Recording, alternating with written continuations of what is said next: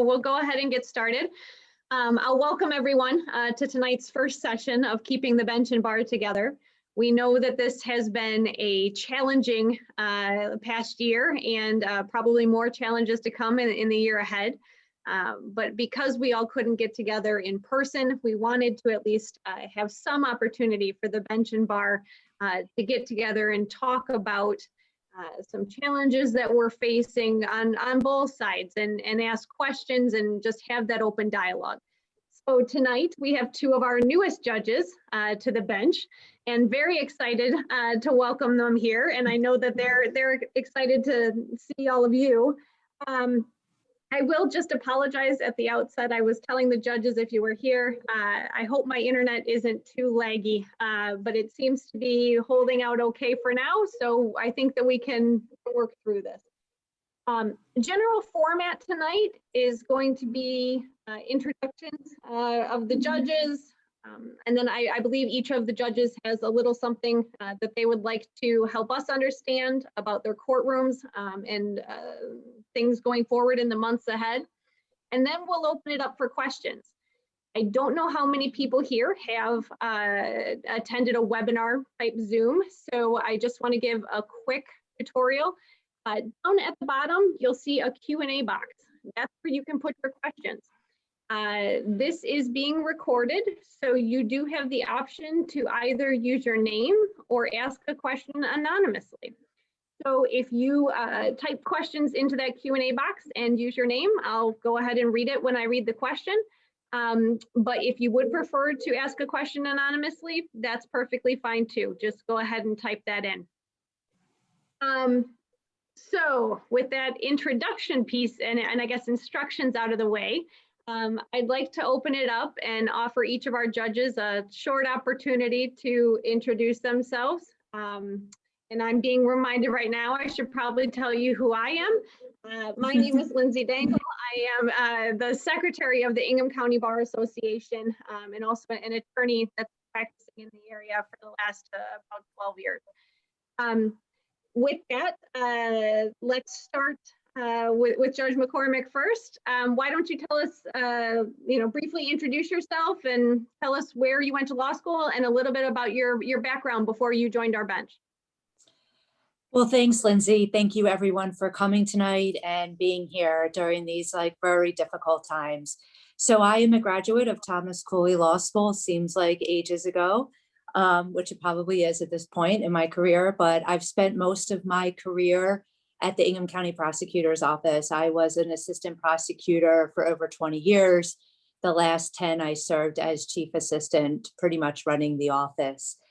During my time at the prosecutor's office, I tried felony and misdemeanor cases. I think the biggest accomplishment for myself was starting the Children's Advocacy Center here in Ingham County called Small Talk. And it's a nonprofit that I set up for child abuse victims to be interviewed instead of going to the police station. Really proud of that accomplishment. When I left the Ingham County Prosecutor's Office, I was appointed by Governor Whitmer as the Children's Ombudsman. I served in that capacity for a year, overseeing child abuse and neglect investigations from the Department of Health and Human Services. And now Governor Whitmer appointed me. It's actually been a little bit over a year. It was March 2nd of 2020 that I've been on the bench. I'm in the family division and I handle all the abuse and neglect, delinquency, divorce, and also I alternate PPO Fridays with Judge Garcia. So we alternate the PPO hearings. I took the bench probably I think there were people in my courtroom the first week or maybe 10 days that I was here, and then the pandemic hit and I became a virtual judge as we call ourselves these days. But I am in the courthouse and the courthouse is open. So I know some of you have appeared in front of me now. And that's it's been an experience, but I think we're going to get to that question. So that's about the sum up of my background. Great. Thank you very much, Judge. And Judge Koenig. Thank you, Lindsay. Thank you for having us. I have a long history as a county commissioner in the background, which took me into politics, which then took me into an election for this position. It would have been much easier to be appointed, I think. That would have been the way to go. I highly recommend that. If you can go Lisa's route and get appointed, do that. Prior to being elected, I served basically a lot of different, my husband actually calls it pickup truck law. And I was like, what do you mean pickup truck law? He said, it's like when you own a pickup truck and people want to use your brain for everything, like they want to use your truck for moving. Well, they want to ask you stuff about a wide variety of things. And so I have actually done a huge wide variety of things, just mostly because it came along. My specialty is probably really in civil liberties and in federal law, but I've done family law as well. And when I was a little kid, my mom and dad got divorced. And during that time period, there was no joint custody. You couldn't have joint custody. You had to award custody, and it was much more divided than it is today. And my parents actually got along pretty well. And during the course of the process, my mom decided that she was a lawyer too. She was the Cooley professor, and she decided she wanted to make joint custody a law in Michigan. So she started working on that. And I got to testify in front of the legislature that I wanted my parents to both own me, as they say. And so my introduction to family law was actually really very, very personal. And ultimately we ended up with joint custody in Michigan. I am a graduate of Thomas Cooley Law School and actually was interested originally in international environmental law. But that just tells you how far you can get from where you started, where you think that you were going to go one direction and you ended up someplace else. Right after graduating from law school, I wasn't even graduated from law school yet. I was appointed as a special master on a class action lawsuit that involved all the prisoners in Michigan. And that was under Judge Giddings. So I worked for Judge Giddings for 10 years as his special master on this large class action lawsuit. So the building that I work in today, I worked in before for 10 years, but as an independent contractor at the time. So that's kind of my background, and I'm open to any other questions. I also, just like Lisa, handle abuse and neglect, domestic cases. We basically have the same kind of caseload, only she does the PPO Friday thing, which I really have got to sit in on one of these days because that would be something. I don't do the PPO Fridays. Well, thank you, Judge. I appreciate that. And then I know in talking before, Judge McCormick, you had mentioned that you had some comments, some insight that you could give us into your courtroom and what it might look like this year. Yeah, so, I think that as we are hopefully clearing the way to be out from underneath the pandemic, I think we're going to continue to do things differently. I think we've learned a lot from the pandemic and how to be more efficient in the courthouse. But, it's hard because you miss the face-to-face and you miss the contact in the courthouse. The courthouse is very quiet these days. So as I was appointed as a judge, they ask you about being isolated. I don't think anyone could ever imagined that not only would you be a judge, but then you'd be even isolated more because no one would be in the courthouse. So, we definitely miss the people here, but I think Zoom is here to stay. I think there's a tremendous benefit to Zoom in many cases, especially just for pretrial conferences, status conferences. And I think it gives people, which is extremely important, more access to the courthouse that they wouldn't normally have. For example, I divorced someone on an Air Force carrier. I don't think that would have happened if it wasn't for Zoom. And so there's so many things that you can do now because of Zoom, and I think it gives you access to the courthouse. I could speak on a whole hour probably about my courtroom and how I do cases. And I guess the only I'm not going to bore you for a whole hour because that wouldn't be fair to Judge Koenig, but I want you to ask your questions.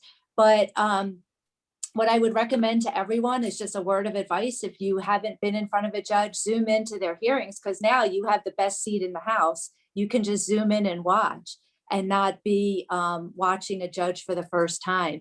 So I think, that's really important. And I think you have to remember how you did it in the courtroom, and you can do it the same exact way over Zoom. You just have to think a little bit out of the box. So I don't want to spend too much time on all the courtroom stuff, but if you have questions or specific things you want me to ask, the only disclaimer I will always give is whatever I say, it's only for my courtroom and no one else's. I don't speak for any other judge. It's hard enough on Zoom these days. I think the judge has a lot more responsibilities than they did in the past. We used to have clerks come up to the courtroom. There's no one here anymore. And so it just puts a lot more responsibilities on the court. And the last thing I would just say is make sure you make your record. It's so important to make a good record, and you still can do it over Zoom. So with that, I'll leave it for questions, but if there's anything that someone specifically wants to ask, I'm happy to answer any questions. Judge, we did get a question here about when you mentioned that you can just zoom in and watch. For those who don't know, how could they find that information on where to log in or zoom in? Well, this is a time when it's great to just call the judicial assistant, make friends with the judge's staff and ask for the Zoom ID. You can also find it on the Ingham County website. If you go under the judges, they'll have their Zoom information, or at least the contact information if the exact number is not there. Now, in the family division, we're not using YouTube for our hearings due to the nature of our cases, but for the criminal judges upstairs, they're also doing YouTube. So you could do that as well. But you could just contact the judicial assistant. My judicial assistant, Shondell, if you haven't talked to her, she's awesome, and she'll be happy to give you the Zoom ID. And if I ask you, if you have a court case, just say you're here to observe or you're a member of the public, whatever you want to say. I will ask the attorneys because I want to make sure that you're here for the right hearing. If I have you, if I don't expect you, then I'm going to wonder why you're Zooming in. So other than that, you're free to watch all my hearings and see how I do things. Because as you know, I think the hardest thing for a litigator is going from courtroom to county to courtroom, and everyone does something just a little bit different. So if you're not sure how I'm going to do something, feel free to Zoom in. I do all my domestic cases on Tuesdays and Wednesdays, and my abuse and neglect on Mondays and Thursdays, and then of course PPOs on Friday. Thank you. And Judge Koenig, is there anything that you'd like to add for us about maybe something that's different for you or something that's been a different challenge? I will tell you that I think the Zoom is just a huge benefit to attorneys.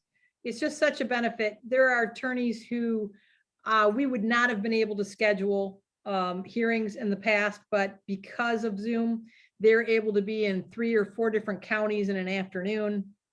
They're able to be all over the place. I think it's actually making the whole profession of law much more productive and more profitable in so many different ways, because the costs are lowered, but the availability is increased. So we're looking at at this time, we're looking at not resuming any trials, particularly, I think, in Ingham County until after April 5th was our last meeting date that was the date we set at that time. But in the meantime, the COVID vaccinations have really increased significantly.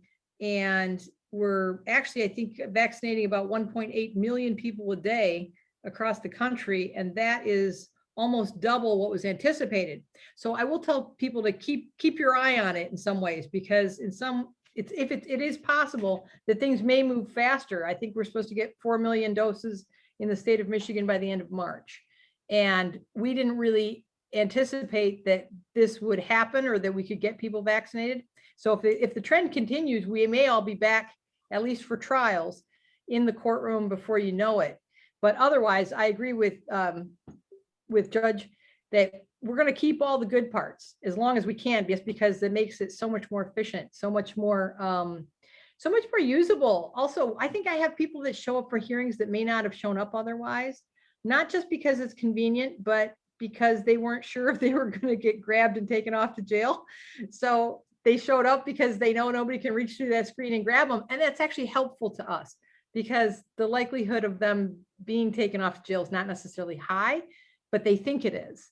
So I had actually someone show up in my courtroom last week in person, and I was actually kind of surprised they were there, because we don't really have people live in our courtroom very often. But I'm kind of ready to go on to some questions if you have any. Sure. And I'll just encourage again, anyone who would like to ask a question, go ahead and put it in the Q&A box. And again, you can use your name or be anonymous. But I'll just continue here as well. So Judge McCormick specifically mentioned some of the, well, and Judge Koenig, some of the benefits to Zoom, right? And benefits to Zoom hearings. Have either of you noticed any specific drawbacks for family law hearings being conducted virtually?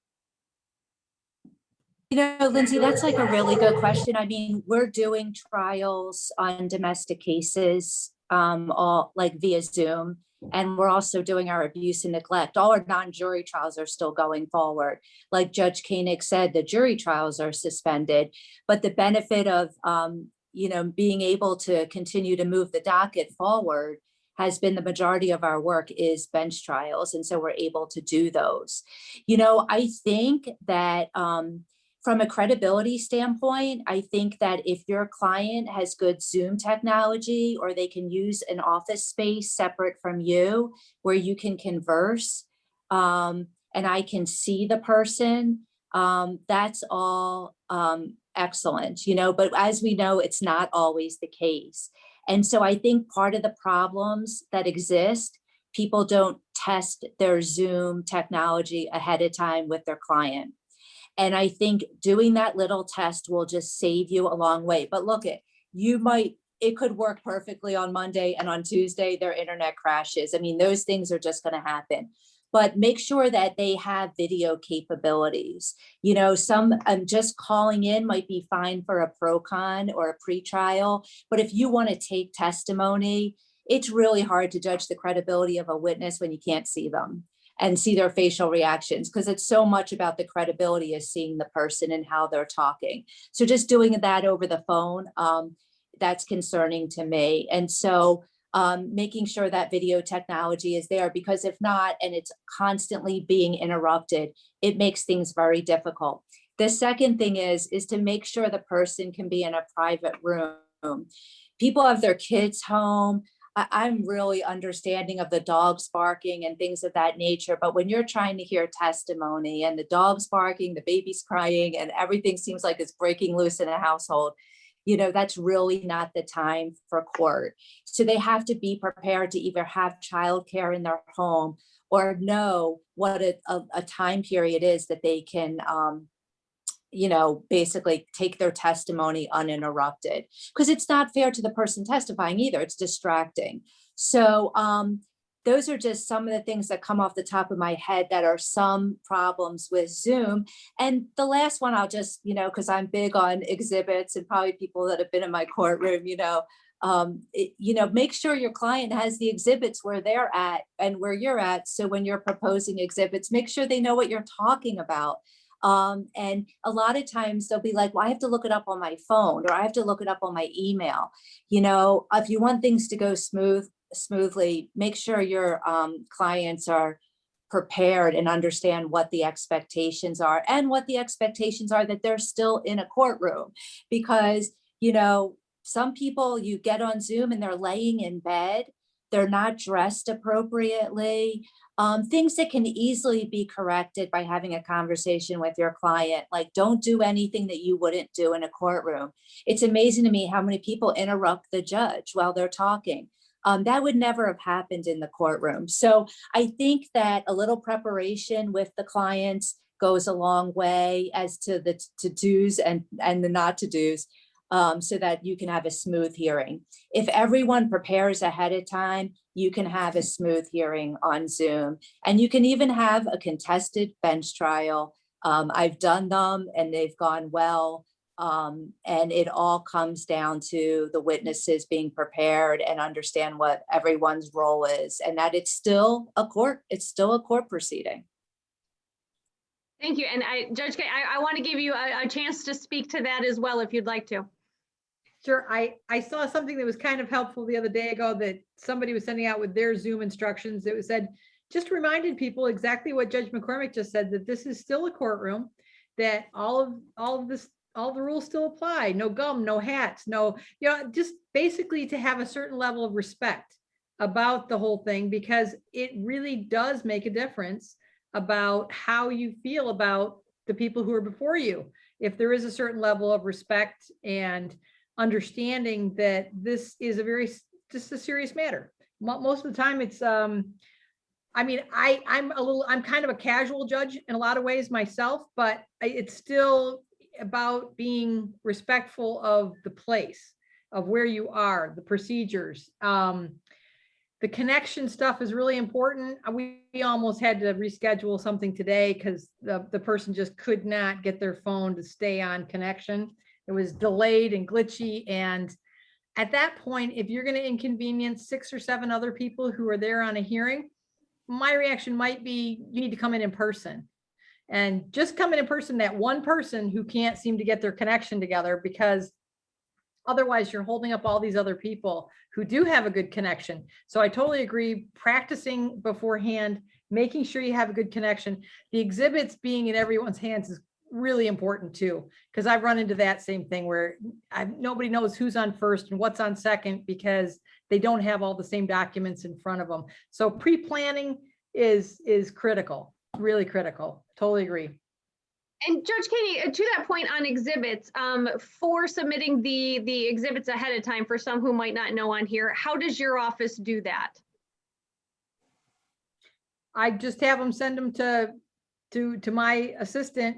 Nikki manages all that. They'll come in by email. So Nikki will print them. I mean, that's the other thing. I mean, in terms of being connected to the Supreme Court Administrator's Office and all the things that they've been learning through this process as well, is that there are so many things that would have taken a decade to change. But because of COVID, they've changed very quickly, and they're extremely helpful for people to be able to email things and just have that as a method. It makes sense. So much of it makes sense to make lives easier for everybody, not having to run down to the courthouse and do these different things that, particularly in my courtroom, whatever I can do to make it easier for you, I'm pretty much willing to do that most of the time. Thank you. And Judge McCormick, for you, is it the same to contact your judicial assistant for exhibits ahead of time? Yeah, so, this is becoming a big issue, right? Because everyone is continuing to want to appear via Zoom. And so either my law clerk or my judicial assistant, either one will assist you. Basically, my law clerk handles the exhibits because he puts everything on the bench for me, because obviously if they're not admitted, I'm not going to look at anything until they are. And I think that this is where the organization ahead of time is really important, because you used to come in the courtroom and have the exhibit stickers ready for you, and you could mark them as you go, and you could show the other side your exhibit, show the witness, and then eventually, once the judge admits it, show the exhibit to the judge. So you do have to think ahead of time, how am I going to accomplish all of that virtually? And it is definitely doable. And the first thing is to talk to the other side about getting a stipulated exhibit list, and coming up with a joint exhibit list, or if you can't do that, then your own exhibit list. And it's always so nice when the exhibits are sitting on my bench and the attorney has prepared an exhibit list on the first page that says 1 through 10 are stipulated to, this is what they are, and 11 through 20 are not stipulated to, and this is what they are. And then you have just let me throw out my pre-made exhibit list and use yours. And it goes so much smoother when that happens. And because I think a lot of attorneys make the mistake that they put the exhibit, they want to share the screen immediately when they're proposing the exhibit. But the mistake there is the judge can't see the exhibit until it's admitted. So you can't show the screen. Now, I've been flexible and I've said I'm looking away and I'm not looking at it. I put my hand up, but you don't need to do that if if your witness has a list of the exhibits, and you can go through the laying the foundation and admitting the exhibit without ever sharing your screen. And then once you admit it, absolutely share the screen. And that's certainly an option. When it comes to actually the exhibits before court, my judicial staff doesn't mind printing 1 or 2. You can ask, do you mind printing this? Because it's just 1 or 2 sheets, so I don't have to bring a copy of the court. But when you email like 75 exhibits with 100 pages, we're not going to print all that out. So we need a hard copy brought down to the courthouse. We're open. We practice social distancing. You can wear your mask and all of those things that you have to do to come in the court. But if it's that big of an exhibit packet, then you need to bring it down here. And so we have it on the bench, so we're not printing everything. Now, if you only have a couple pages, ask my judicial assistant or my law clerk if it's okay, if you could print it for me. You know, they're pretty reasonable. We understand that you don't want to come down here for 3 pages, but we, because so much now is being done, it's just important that if you have a big packet, and you're still responsible to provide a judge's copy for briefs, trial briefs, that kind of thing. And we just can't be printing off, your entire volume.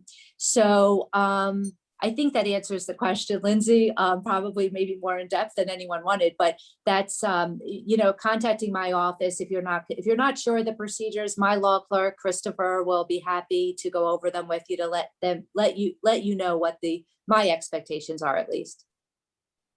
Thank you. And actually, Judge Koenig, that was, or Judge McCormick, you touched on one of our questions, but I'll pose it to Judge Koenig now.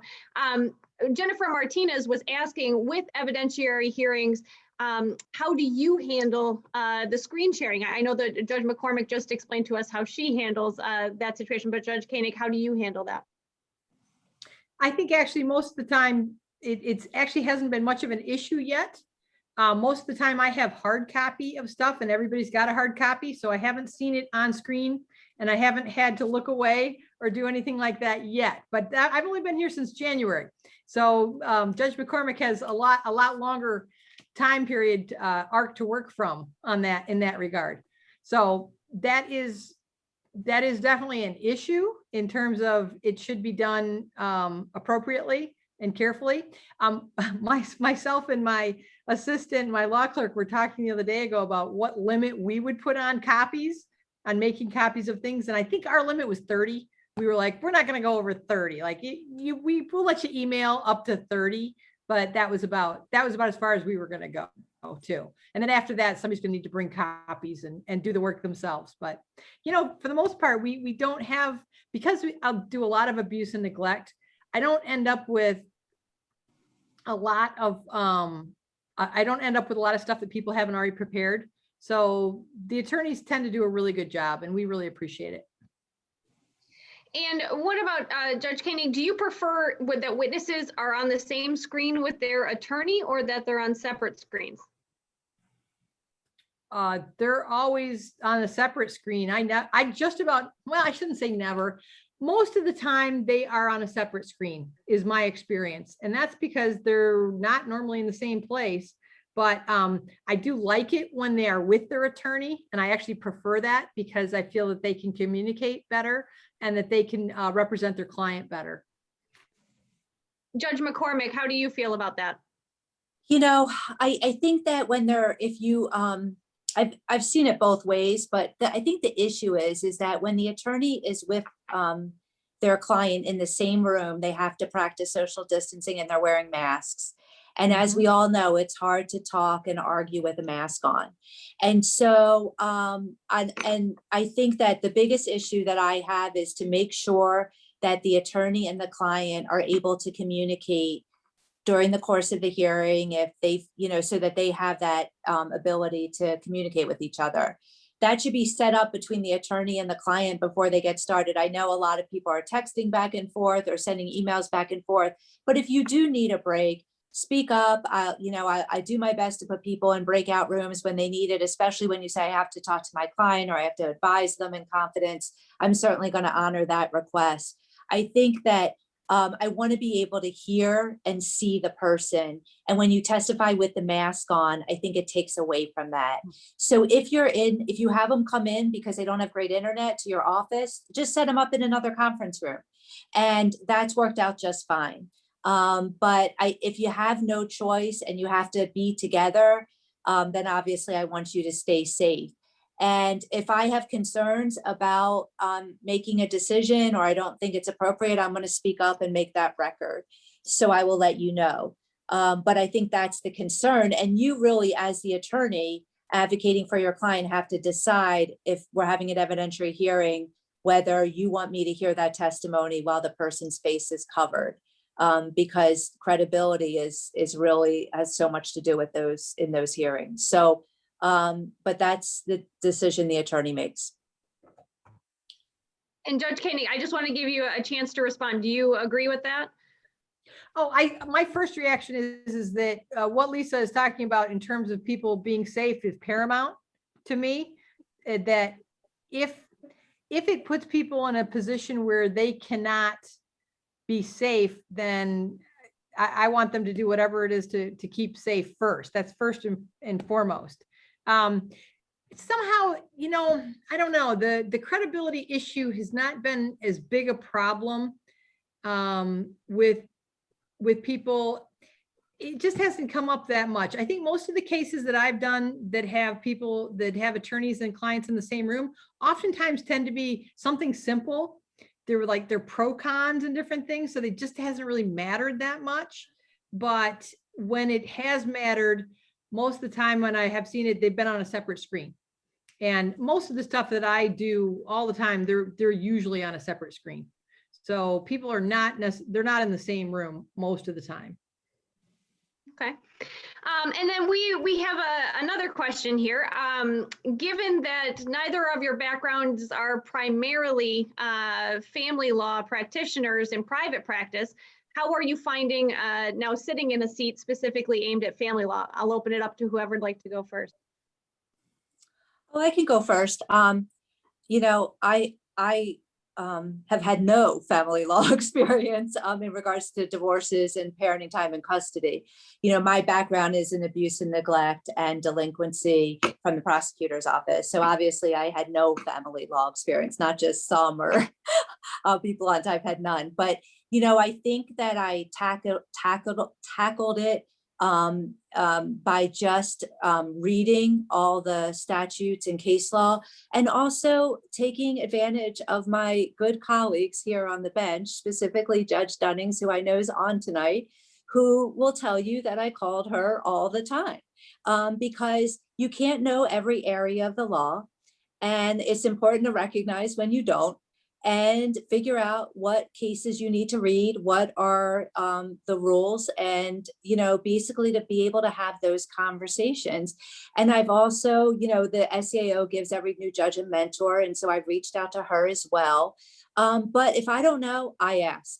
I know that these decisions that I'm making are decisions that are going to factor into these families and their lives. And whether it's an abuse and neglect or divorce case, I know that the children are there in the home when the parents are getting divorced or there's abuse and neglect and they're being removed from the home. And so I understand that the decisions I make are long-term and they are going to factor in to everyone's lives that are for that case. So I take it very seriously. It's extremely important to me. And I make sure that I read every brief and motion that's filed, regardless of whether it's an abuse and neglect or a delinquency case or a divorce case. But I read everything ahead of time because when I take that bench, I know what the decisions that I'm making. And it's important to me that I make the decision based on all the information and everything that I have. So that's how I tackled it. And, every day, if I get a motion and there's a new issue, I'm researching it and I'm reading the case law ahead of time. So I'm prepared when I take the bench. That's what I expected when I was a litigator at the prosecutor's office. And I set the bar high and I have a high expectation for myself. Thanks. And Judge Koenig, would you like to respond to that? The short answer is 12 and 15-hour days.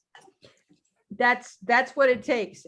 You read everything, just like Judge McCormick said, you read everything. And whenever you have a question about something, you research the heck out of it. The last thing you want to do is have somebody raise something that you missed it. You don't want to miss it. You don't want to miss anything. You want to be able to instill confidence in people. You want people to know that you care. And the way that you let people know you care is by taking their case very seriously, reading all the facts, researching the law, exactly as Judge McCormick said, that, you know, every case is important, and it's important to the litigants. So it's important to me. And I have literally been here until 1 o'clock in the morning because I had a big case the next day, and I knew I had to do a lot of homework to be able to be prepared for it. Is there anything that we as practitioners can do to help make your lives easier in that respect? My reaction is don't assume that I know everything. I am not somebody who is easily offended. If somebody wants to try and help me with something and say, hey, but have you considered this? I'm glad to consider whatever they want to bring. I'm not, like I said, I'm not easily offended. I've got a pretty thick skin. If somebody says, Your Honor, I don't think you thought about that, I actually appreciate them trying to bring it to me. I'll tell them whether I considered it or not, or where I am on that. So that's just me though. You might get your head bit off by somebody else. I'm just a little more casual in that regard.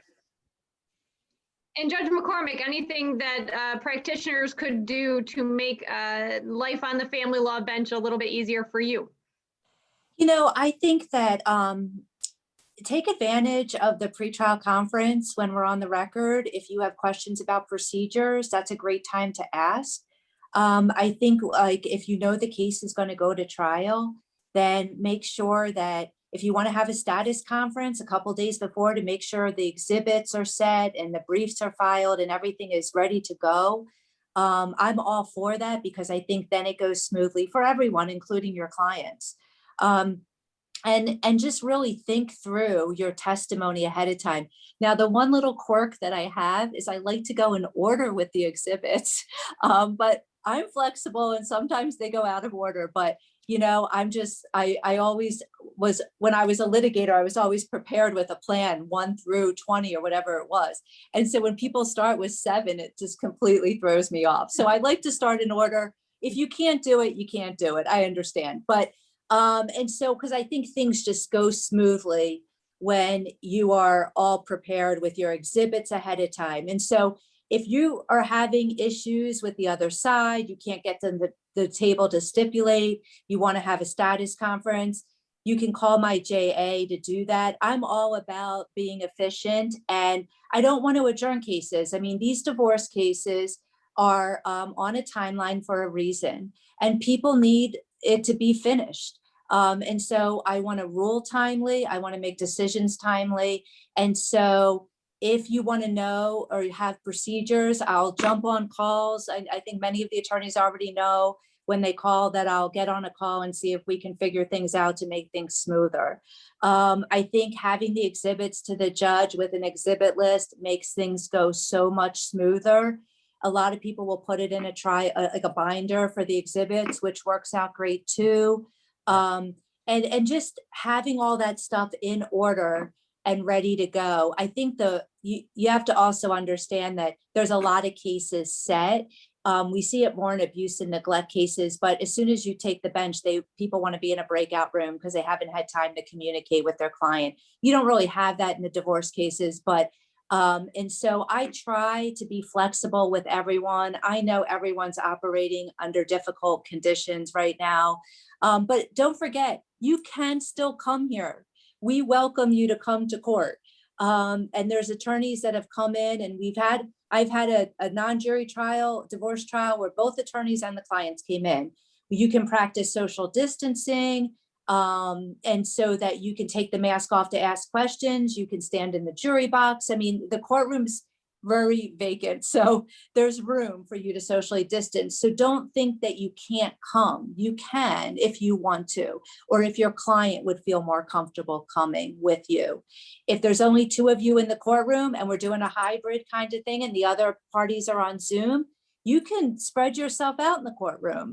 You don't have to sit at the counsel table with your client like you did in I shouldn't say the olden days, but before COVID. So we can work around all those social distancing issues. So you are free to come in, the courthouse is open. And Judge Koenig, anything that you'd like to add to that point? You know, the simplest thing about not talking over each other I mean, it was true before for creating a good record. It's even more true now. Try to take a breath and not talk over each other, because we're going to have to start over because we're not getting a good record. Thank you. I appreciate that. We have another question in. I'll open up to whoever wants to ask it or answer it. Do you have an opportunity to read the reports submitted by the DHS caseworkers before review hearings? I do. Oh, go ahead. If they gave them to me, I have. I actually count on them. I really want to read them, and if I don't, it kind of upsets me if I don't have it. I have had, as recently as last week, I have had a hearing where I was the only one in the room who didn't have the DHHS report. So that can make things difficult. For me, I read every piece of paper that's given to me. So those reports are extremely important. I make sure, at least I try to, that I make sure that the attorneys have it and they've had an opportunity to talk to their client about it. And so I do review everything, and I do hold the agency accountable. And so if they don't have the reports in time, or they're not doing what they're supposed to be doing, then that's all addressed at the dispositional hearings or the permanency planning hearings. And a follow-up question to that, does it make any difference for when you can review those reports, or when you have an opportunity to review those reports, how long ago the removal was in your experience for conducting these hearings?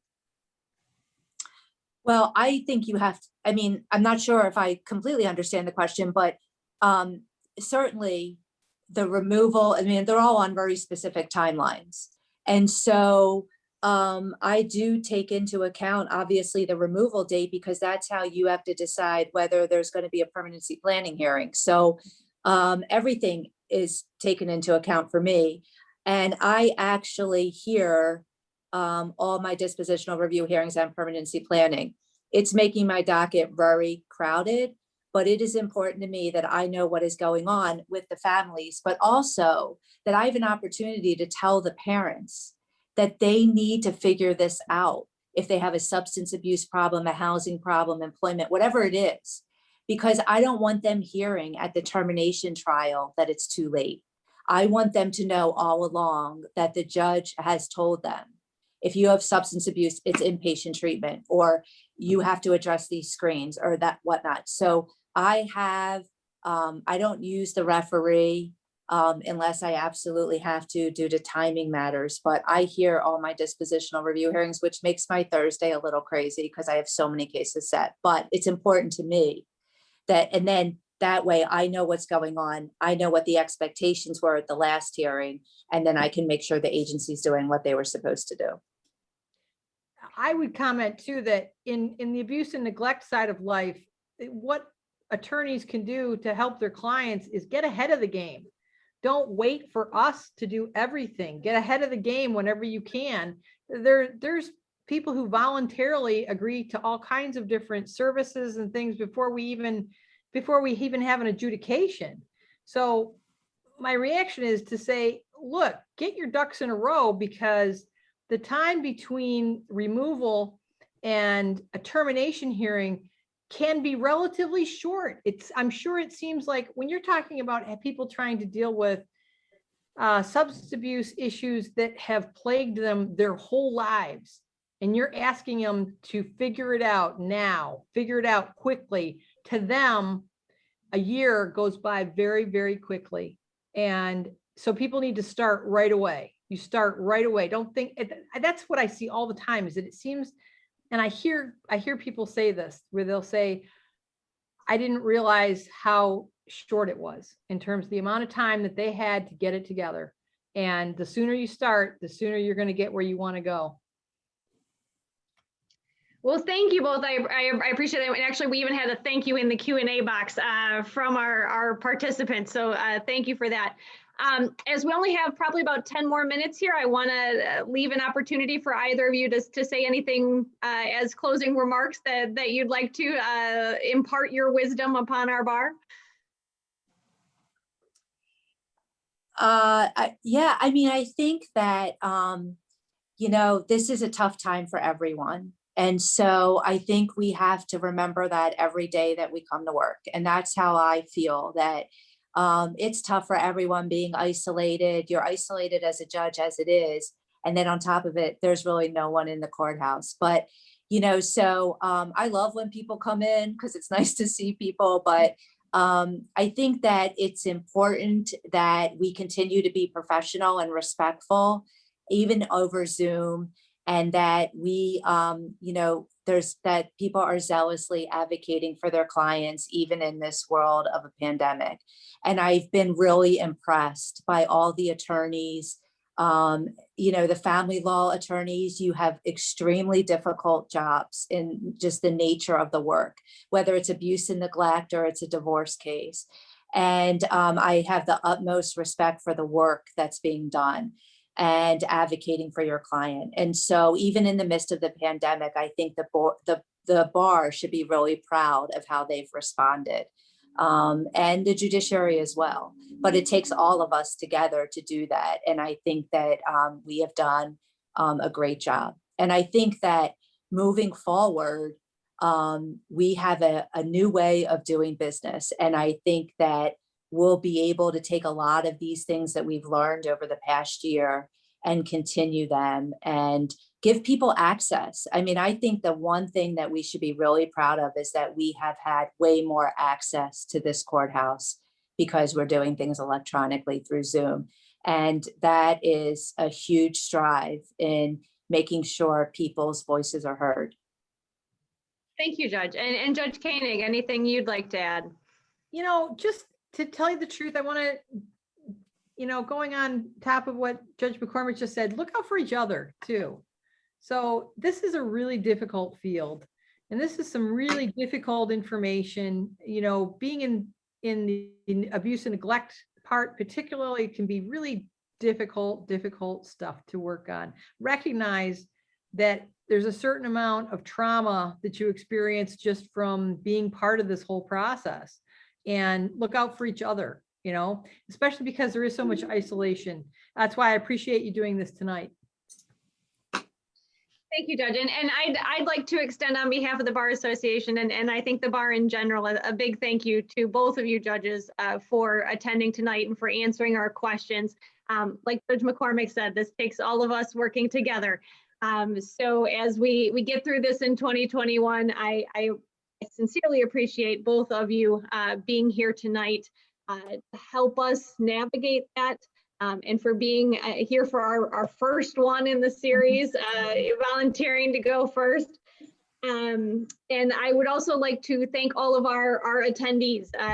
We appreciate you being here, and I hope that this was valuable and informative for you.